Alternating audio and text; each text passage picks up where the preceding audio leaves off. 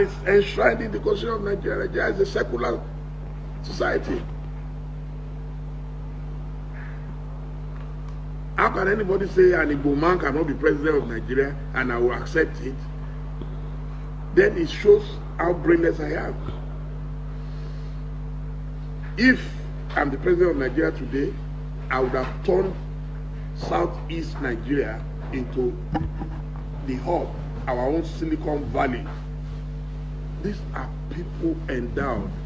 They are as brilliant as the Chinese, the Koreans, and the Indians put together. We have them. Why are we not using them? But because there was a civil war before, and we said we have forgiven ourselves, and now, but you are forgiving yourselves, but an Igbo man cannot become anything in Nigeria, cannot be president, cannot be trusted to be Inspector General of Police, cannot be trusted. Why? Look at Joe Biden. He has already appointed Nigerians into his government. Already. Before his inauguration, he already appointed Nigerians. He didn't say, because they say Nigerians, so they are very corrupt people, all those stupid, sentiments that people express against us. He appointed them. Why? He saw their talent. He appointed the first black man. Now, Pentagon has a new Secretary of Defense. He's a black man. In Nigeria, you say an Igbo man cannot be Inspector General of Police. An Igbo man cannot be Chief of Army Staff. An Igbo man. Why? So if you don't want them, if you don't trust them, and they say they want to go, then so why are you then stopping them? Why are you stopping them? You don't want me, and you are saying, even slaves got freedom. This is people listen to world economy, not just, I'm listening to Nigerian economy. The Igbos are contributing to world economy. Hello viewers, welcome to today's program. Please subscribe to this channel if you have not subscribed before. Turn on the notification bell to stay tuned whenever I post a new video. As you can see in the video you just watched,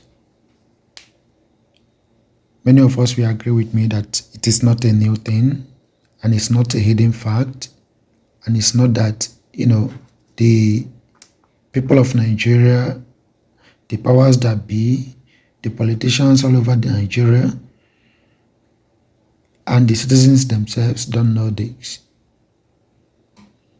But, like I said once in the previous video, one of the previous videos which I posted, that what is going on in Nigeria is basically a psychological warfare against the Igbos, because everyone in that country have tested the Igbos in various ways and saw that Igbos are very strong-minded persons, go-getters that don't really or easily succumb to something. So all the strategies they have tried to manipulate the Igbos did not work or break the strong-mindedness of Igbo people down. Did not work. So they resorted to using psychological strategy, that is a situation whereby one can bring two heads together and jam it. Then I turn to your enemy, you turn to my enemy. And from there, disunity will erupt between us. And once that happens, you will no longer trust me. I will no longer trust you. And worst of the fact is that I will take you as my main enemy. Whereas the major enemy fighting me, my economic welfare, and everything about me and my people, for instance, will be even far away from you, far away from my region, far away from myself, and I won't even know. So that is an ironical example of what is happening in Nigeria. Igbo people, are just like to the haters, used as, stooge to achieve their either socio-economic or political interest. What Dele said is not far from the truth, but it is long overdue that Nigerians should have been saying that, and not because of just yesterday. It is a fact. So he's saying this now is not new to our ears. Some of us who knew about all this. So you ask yourself, why is it that the northern oligarchy will easily trust the minority Igbos who live around the Old Eastern region than the very so-called 5 states, 5%ers, as he used in his page? The very so-called 5%ers that he knew that the radicalness of, the opposite of everything that concerns Igbo, or the goals of Igbo people are too, strong for anyone to break down. It doesn't mean that every other Igbo indigenous people around Old Eastern region are not radical. It doesn't mean that either the people of Old Eastern region too are not radical. But for the fact that they have planted that divide and rule and make sure that the boundaries are very, that is, they call it dichotomy, are very sharp, that nobody can, as in it's very obvious, they made it obvious that I will rather trust, or do I say, they made it so obvious that a native of Old Eastern region, maybe a non-Igbo speaker, will rather trust someone in the north.